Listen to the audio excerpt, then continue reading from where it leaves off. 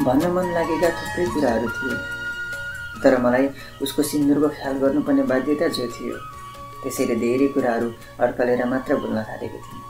किनकि अब मैले उसको सिउँदोमा आँखा लगाउनु हुँदैन।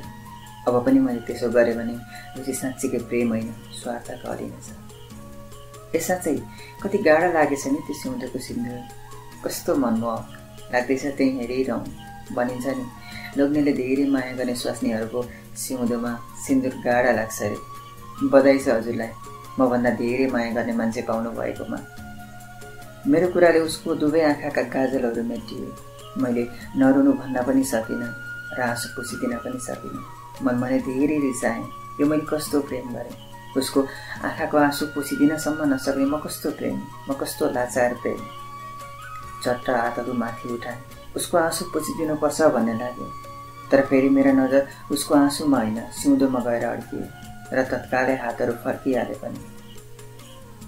उसले आफूलाई सम्हाल्दै भन्न थाली, छोड्न यार मेरो कुरा, मैले आज तेरो कुरा गर्नलाई बोलाएकी हुँ। म त सधैँ सुने अहिलेसम्म मरेकी छैन क्यारे। साँच्चै मैले आज तँलाई किन यहाँ बोलाएको भनेर सोध्दैनस्? उसले सोधे। मैले बस केही भनिनँ, बस जिज्ञासु भएर उसको आँखामा हेरिरहे मात्र। हाम्रो अर्डर आइसकेको थियो। उसले एकपटक वरिपरिको वातावरणलाई निहाल्यो। अघिको भन्दा ग्राहकको सङ्ख्यामा कमी आइसकेको थियो। बादल अघिको भन्दा पनि बाक्लो लागेको देखिन्थ्यो। उसले एक चुस्की चिया लिए अनि लामो श्वास लिएर बोल्न थाले। त सम्झिन्छस् र हाम्रो त्यो पहिलो भेट? मलाई थाहा छ नि, तँलाई यस्ता दिनामसिना कुराहरूको यादै हुँदैन। कुनै दिन तैँले आफैले भनेको थिएँ सब कुराहरू, तर मलाई अझै झलझल्ती याद आउँछ प्यारा। कति मिठो थियो है त्यो हाम्रो पहिलो भेट। तैँले त कतिको याद गरिस् या गरिनस् मलाई थाहा भएन, तर मैले खुबै नोटिस गरेकी थिएँ तँलाई। किन याद गरेको होला थाहा छ? त्यो भिडभन्दा बिल्कुलै फरक प्राणी भएकोले याद गरेकी थिएँ। त्यत्रो ठुलो पिकनिकको होलमा पनि होलभन्दा बेग्लै भएर पुस्तक पढ्दै पर गएर बस्ने मान्छे, यस्तो अनौठो मान्छे कसले पो नोटिस गर्दैन होला। उतिखेर मैले सुभाषलाई सोधेकी थिएँ तेरो बारेमा। यसरी पढे मान्छेको बारेमा सोद्धा अरूसँग भएको भए सायद मलाई अप्ठ्यारो पनि लाग्थ्यो होला, तर सुभाषसँग लागेन, किनकि ऊ हाम्रो सयपत्री युवा क्लबको सचिव थियो। म आफू अध्यक्ष भएकाले पनि पदीय जिम्मेवारीका रूपमा विभिन्न कार्यका दौरानमा म सुभाषसँग नजिक भइसकेकी थिएँ। सुभाषले पनि सहजै भनिदियो, उहाँ हाम्रो पाहुना हो, भर्खरै खोटाङबाट आउनुभएको नाताले उहाँ मेरो सोल्टी पर्नुहुन्छ, सायद अब उहाँ यतै बस्नुहुन्छ होला। सुभाषलाई बिचमै रोकेर सोधिहालेँ मैले, अनि यहाँ यति रमाइलो माहौल छ, उहाँ किन उति पर गएर एक्लै बसिरहनु भएको रे? भिडभाड मान्छेको कोलाहल मन पर्दैन रे उहाँलाई। अनि यो पिकनिक भनेपछि आउन मन गरिरहनु भएकै थिएन। मैले हेर्नु न, नयाँ ठाउँ नयाँ परिवेशको अनुभव लिनुपर्छ भनेर मात्रै ल्याएको। सुभाषसँग कुरा गर्न किन हिचकिचाउनु थियो र मैले त्यही बेला तेरो नम्बर पनि सुभाषसँग लिइहालेँ। अनि त्यसपछि मैले सोधेको थिएँ, ऊ फेरि आफ्नै रफ्तारमा बग्न थाली। तपाईँ खोटाङबाट त्यही दिन धरान झर्नु, हाम्रो क्लबले त्यही दिन पिकनिकको आयोजना गर्नु, अनि त्यो पिकनिकमा तपाईँ आउनु। अहिले सम्झिँदा लाग्छ यो सबै कुराहरू कुनै संयोग मात्र थिएन। यो जुनीमा तँलाई भेटेर प्रेम हुन लेखेको थियो र त्यही हुनको लागि पनि त्यो मोडमा भेट भयो। अनि याद छ मैले तँलाई पहिलोपटक फोन गर्दाखेरि मन नचिनेको मान्छेसँग गफ पर्दिन भनेर तैँले फोन काटेको थिइस् नि। कम्तारी छुटेको थिएन त्यो बेला। अहिले भएको भए ठ्याम्म एक थप्पड हानेर रेस मार्थेँ होला। तर पछि सुभाषले भनेपछि थाहा पाएँ भर्खरै हजुरको दिदीको डेथ भएको रहेछ। सुभाषले अनि यो पनि भन्यो कि दिदीप्रति हजुरको अट्याचमेन्ट यति धेरै रहेछ त्यो अरू कसैमा थिएनछ। त्यस्तो मान्छे गुमाउँदा कस्तो फिल भएको होला मैले सोच्न पनि सकिनँ, तर हजुरले भोगिसक्नु भएको थियो। त्यसपछि चाहिँ तपाईँप्रति अझ धेरै सहानुभूति बढेर आयो, मनमा दया माया एक्कासी धेरै भएर आयो, नजानिदो पाराले। त्यसपछि मात्र नजिकिएँ म। अब म केही भनौँ? मैले उसको कुरालाई रोकेर अनुमति लिएँ। हुन्छ, उसले भने। त्यसपछिका दिनहरूमा मैले तँबाट दिदीको महसुस गर्न थालेँ। अघिदेखि उसले मलाई तँ भनेर हाम्रो पुरानो नाता र सम्बन्धलाई कोट्याइसकेकी थिए, संवादलाई अझ सजिलो बनाइदिएकी थिए। त्यसैले मैले पनि तँको सम्बोधन गरेर उसको लागि मेरो मनमा भएको माया उसको अघिल्तिर पोख्न थालेँ। मैले फेरि थपेँ, यसै पनि मेरो दिदीको धेरै आनी बानी तँसँग मिल्दो थियो। बेला बेला म मेरो दिदीको अनुहार तँमा देख्न थालेको थिएँ। मेरो परिवारमा सबै सदस्यले मेरो भविष्यवाणी गरिसकेका थिए। अब यसको जीवन अन्धकार हुने भयो। यहाँसम्म कि दिदीकै पिरले पनि यो सकिनेछ भनेर भन्नसम्म भ्याइसकेका थिए मेरो परिवारजनले। यति धेरै इमोसनली बाँधिएको थिएँ म दिदीसँग। तर जब तँलाई भेटेँ अनि अलिक समयपछि मैले तँमा दिदी देख्न थालेँ। तैँले गर्ने माया, केयर अनि अरू व्यवहारहरू मेरो दिदीको जस्तै थिए। त्यसैले पनि मलाई तँसँगको सामिप्यता बढाउनु थियो। जे होस्, मेरो जीवन धेरै कठिन परिस्थितिबाट गुज्रिरहेको बेला भेटेको थिएँ मैले तँलाई। त्यसैले पनि होला आजसम्म पनि भुल्न गाह्रो भएको। सुखमा भेटिनेहरू त सहजै भुल्न सकिन्छ, तर दुःखका ती क्षणहरूमा भेटिनेहरू, साथ दिनेहरू, माया देखाउनेहरूलाई भुल्न निकै गाह्रो हुने रहेछ जीवनमा। उसले मलाई फेरि रोकी। यहाँ रोमियो जुलियटको यति रोमान्टिक कथा चलिरहेको बेला सेन्टी नहुन हौ। त्यो बेलादेखि उसको यही बानी अनौठो लाग्थ्यो मलाई। कति बेला रोमान्टिक हुन्थे, कति बेला सेन्टी हुन्थे, कुन बेला मुड अफ हुन्थ्यो बुझ्नै गाह्रो। तर खुसी लाग्यो आजसम्म पनि यो बानी गएको रहेनछ। अघिको 1 कप चिया सकिसकेको थियो। उसले फेरि चियाको अर्डर गर्दै भने, साँच्चै हामी बिचमा एकअर्कालाई प्रपोज नगरी प्रेम भयो है? प्रेम हुनलाई प्रपोज, डेट सबै हुनुपर्छ भन्ने छ र? मैले प्रश्नवाचक उत्तर दिएँ। त्यो त हो कि डियर, तर यस्तो चाहिँ किन भयो भन्ने थाहा छ? यति भनेपछि मैले प्रश्न बुझेँ। ऊ वास्तवमै रोमान्टिक मोडमा रहेछ। अनि अब चाहिँ ऊ कसैकी स्वास्नी होइन, आजभन्दा 4 वर्ष अगाडिकी मेरी प्रेमिका हो जस्तो भान हुन थाल्यो मलाई। ऊ फेरि बोल्न थाली, तर अघिको भन्दा अलिक मोड बदलेर। यसपटक चाहिँ ऊ अलिक नम्र थिए। मैले मेरी दिदी नगुमाएको भए पनि आफूलाई तेरो ठाउँमा उभ्याएर धेरै पटक तेरो पीडा महसुस गरेकी थिएँ। त्यसपछि मलाई लाग्यो यो व्यक्तिलाई यति बेला कसैको बलियो साथ चाहिएको छ। त्यसैले नजिकिएँ म तसँग। अनि एउटी दिदीले आफ्नो भाइलाई गर्ने प्रेम गर्न थाले, त्यसमा पनि बिना कुनै साइनोको बन्धनमा। जब मलाई थाहा भयो कि यो व्यक्तिलाई दिदीको यादले प्रभाव पार्न छाडेको छ, सताउन छाडेको छ, दुःख दिन पनि छाडेको छ, तब मैले कल्पना गरेँ यो सम्बन्धलाई मित्रतामा परिणत गर्छु। किनकि यसबीचमा हामीले एकअर्काको धेरै आनीबानी चाल पाइसकेका थियौँ। तेरो त थाहा भएन, तर म चाहिँ तँप्रति धेरै अट्याच भइसकेकी थिएँ। घरिघरि त साथीभन्दा पनि माथि अरू सम्बन्धहरूको बारेमा पनि सोच्दो रहेछु। अनि मनलाई सम्झाउँदै भनिहाल्थेँ, धत नानी पाउने टुङ्गो छैन, अहिलेदेखि कोक्रो बुन्ने हतार गर्छ यो मन पनि। उसले एकैछिन आफ्नो गतिमा विश्राम दिए, मसँग झट्ट आँखा जुदाई अनि फेरि बग्न थाले। तर त्यसपछिका दिनहरूमा त्यो हाम्रो साथीको सम्बन्ध साँच्चै प्यारो थियो। हुन त साथीको सम्बन्ध पहिले नै बनिसकेको थियो, तर साइनो पो थिएन त। अब त त्यो पनि भयो। अनि त्यसपछि नि यसपालि चाहिँ म आफैले सोधेँ। ऊ थोरै मुस्काई। त्यसपछि त के हुनु र हजुर? साथीको सम्बन्धले कति बेला प्रेमको रूप लिइसकेछ थाहै भएन। न मलाई थाहा भयो न त हजुरलाई नि। फेरि उसको फोन बज्यो। धेरै बेरसम्म पनि उसको फोन बजि नै रह्यो, तर उसले रिसिभ गरेन। किन रिसिभ गरेन ऊ आफै जानु। तर उसले भजबताउँदै गरेको यति चाहिँ सुने, यति रोमान्टिक मोडमा भइरहेको बेला डिस्टर्ब गर्छ। उसले 4 वर्ष अगाडिका दिनहरूमा मलाई सोधेकी थिए, तपाईँको लागि प्रेमिका भनेको के हो? मैले त्यही बेला भनेको थिएँ, मन भारी भएको बेला उसको काखमा अडेस लागेर भारी बिसाउन पाइयोस्। जिन्दगीको दौडमा वरिपरि साथ दिनेहरू कोही नभएको बेला म छु नि तिम्रो लागि, अघि बढ न, यति मात्रै भनिदियोस्, तब संसार जित्न सकिन्छ। सायद एउटी असल प्रेमिका हुनु भनेको यति नै हो, कमसेकम मेरो लागि। हो, यस्तै साथ तैँले त्यो खोटाङवालीबाट पाउँछस् क्या? यो चाहिँ मेरो ग्यारेन्टी भयो। आज 4 वर्षपछि पनि किन उसले यही प्रश्न सोधे कि भनेर भर्खर बुझेँ। कुरा खोटाङवालीसँग लिएर जोडी। अनि त्यसपछि वरिपरि हेरेर मेरो कानको छेउैमा आएर साउती मारी, अनि खोटाङवालीको खबर चाहिँ के छ आजभोलि? घरिघरि ऊ कहाँदेखि कहाँको प्रसङ्ग निकाल्थे म बुझ्नै सक्दिनँ थिएँ। खासमा सुम्निमा राई खोटाङकी हुन्, त्यसैले उसलाई खोटाङवाली भन्थे पर्पलाले। सुम्निमा र म यस मानेमा पनि नजिक थियौँ कि उनको र मेरो किशोर अवस्था अनि युवा अवस्था एउटै हावापानी र मूलको पानी पिएर बितेको हो। खास मानेमा भन्नुपर्दा हामी दुई छिमेकी गाउँका बासिन्दाहरू हौँ। सम्बन्ध पनि यही रूपमा थियो। तर बिस्तारै उनले मलाई प्रेम गर्छु भन्न थालेकी थिइन्।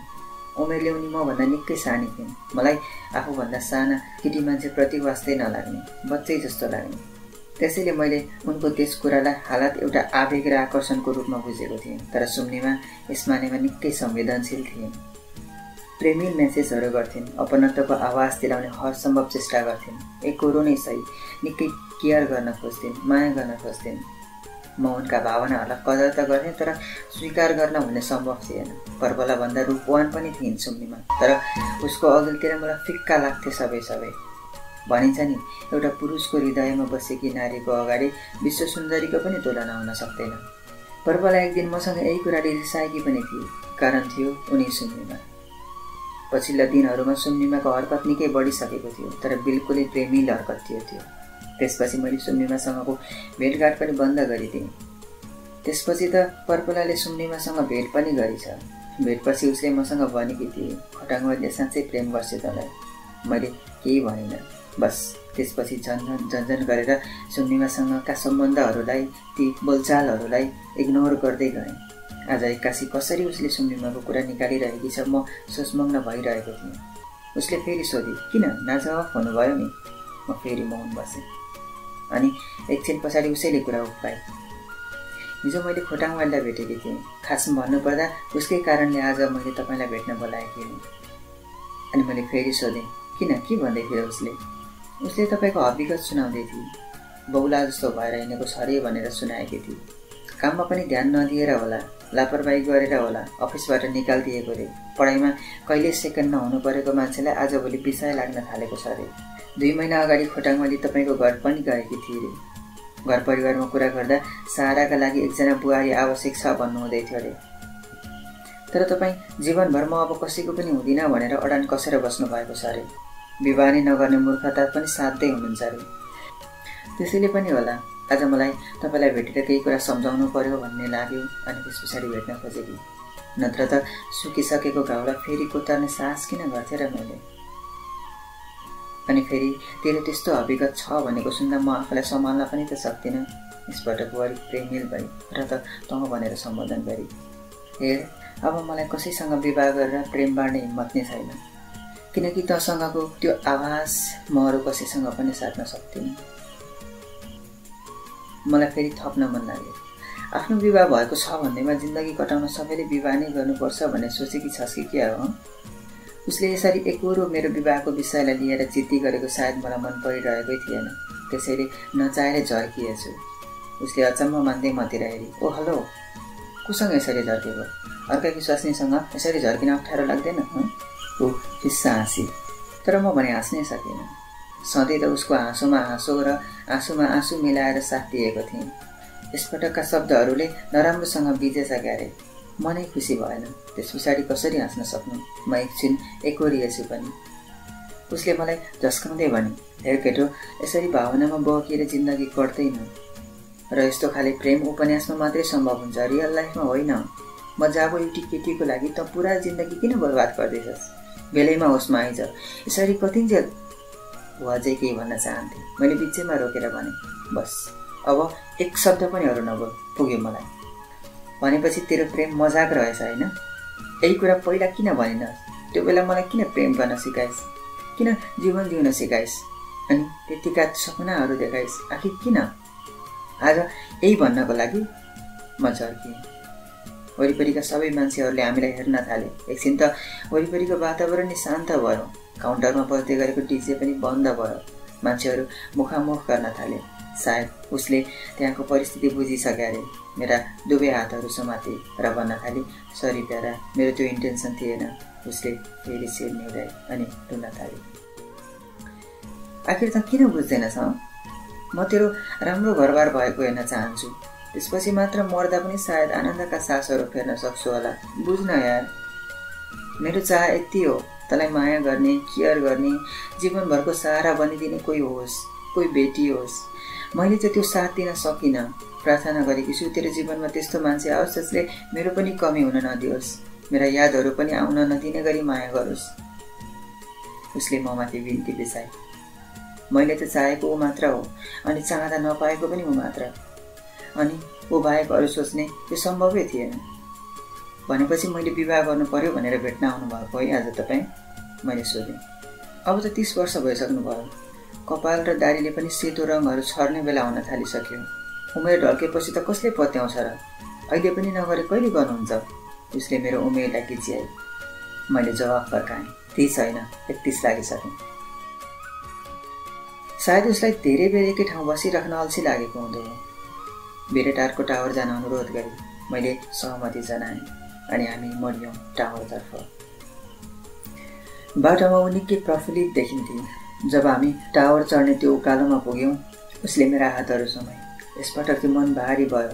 मनले भनिरहेको थियो, अहिले मेरा हात समाउने केटी मेरी प्रेमिका होइन, अरू कसैकी स्वास्नी हो। अनि मैले मनलाई जवाफ दिएँ, अहिले पो अरू कसैकी स्वास्नी हो त? 4 वर्ष अगाडि त मेरी प्रेमिका त थिए नि। त्यसपछि मैले उसका हातहरूलाई निर्वाध छाडिदिएँ। यो भेरेटार पनि कति बदलिएछ है। सायद धेरै पछि आएर पो हो कि ऊ बोल्न थाली। किन 4 वर्ष यता आजसम्म आएको छैन र? मैले सोधेँ। यहाँ आएपछि तपाईँका यादहरूले सताएर आफूलाई सम्हाल्नै सक्दिनँ कि भनेर आउने हिम्मतै गरेकी छैन। अनि तपाईँ चाहिँ आइराख्नुहुन्छ कि क्या हो नि? तेरा यादहरूसँग लुकामारी खेल्ने एउटा ठाउँ भेरेटार त छ। मेरो जवाफले ऊ फेरि अर्को पटक निशब्द भई। हामी टावर चढ्यौँ। सम्झना स्वरूप उसले फोटो खिच्ने मन गरी मैले केही क्लिप फोटो खिचिदिएँ। अनि उसले सोधी, तपाईँ चाहिँ नखिच्ने? धेरै फोटो खिच्नुहुन्न क्या, आगे घट्छ अरे। म फेरि जिस्किदिएँ। मैले किन फोटो खिच्न मन गरेको भनेर सोध्दैनस्? मैले नसोधी त आफै भनिहाल्छस् नि, किन सोधिराख्नु? मैले फेरि उसलाई हाँसोन्मुख जवाफ दिएँ। ऊ अलिक सिरियस देखिन्थे। तँलाई याद छ ती दिनहरू? हामीले यस ठाउँमा कति धेरै पलहरू कटायौँ। तैँले त के गरिस् थाहा भएन, तर मैले ती एक पलहरू मनभित्र सँगालेर राखेकी छु। हाम्रो सम्बन्ध छुटेपछि हजुरले कहिले मेरो फेसबुक चेक गर्नु भएको छ? अनौठो प्रश्न थियो उसको, तर मेरो जवाफ एकदमै सिम्पल थियो। वास्तवमा मैले त्यो दिनदेखि उसको फेसबुक कहिले पनि चेक गरिनँ। अनि मैले उसलाई यही भनेर जवाफ दिएँ। अरू नगरे पनि कहिलेकाहीँ फुर्सद मिल्यो भने एकपटक मेरो प्रोफाइल चेक गर्नु त? उसले मलाई अनुरोध बिर्साए। अनि मेरो मनमा खुलदुल भइहाल्यो।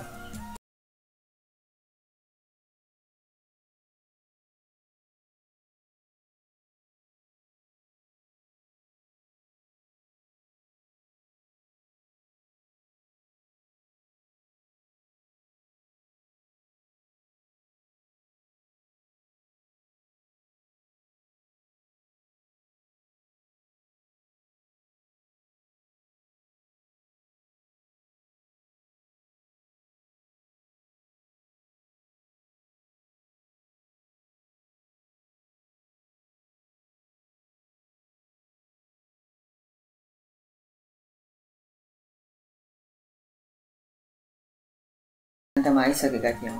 केही क्षणको मौनतालाई तोड्दै फेरि बोल्न थाली। बोल्न पनि के भन्नु, मलाई सम्झाउन थाली। हेर अमर, अब तैँले जीवन यसरी बर्बाद गर्नुहुन्न। आफ्नो बारेमा सोच, परिवारको बारेमा सोच। अरू सम्बन्ध भनेको फेरि बनाउन सकिएला, तर बुबा आमा र छोराछोरी बीचको सम्बन्ध अर्को बनाउन सकिँदैन। घर परिवारको सहारा भनेको अब त नै त हो। बुढाबुढी भएका ती बा आमालाई स्याहार गर्ने पनि त कोही चाहिएला नि। अब एउटी राम्री केटी खोजेर विवाह गर, होइन भने तँलाई तैँले भन्दा पनि धेरै माया गर्ने सुन्नीमा पनि छ। एकपटक अपनाएर त हेर, उसले साँच्चीकै तँलाई धेरै प्रेम गर्छ। म एउटा धोकेबाजको लागि आफ्नो पुरै जिन्दगी डामाडोल नपार्न भ्यारा। म आफूले आफूलाई सम्हाल्न सक्दिनँ। उसले मलाई सधैँ यसरी नै प्यारा भन्ने गर्थे जब हामी प्रेममा थियौँ। उसले फेरि थपे, म तँलाई सधैँ ठुलो मान्छे भएको हेर्न चाहन्छु। तेरो यो दुर्गति सुनेर देखेर बस्न सक्ने क्षमता छैन ममा, त किन बुझ्दैनस्?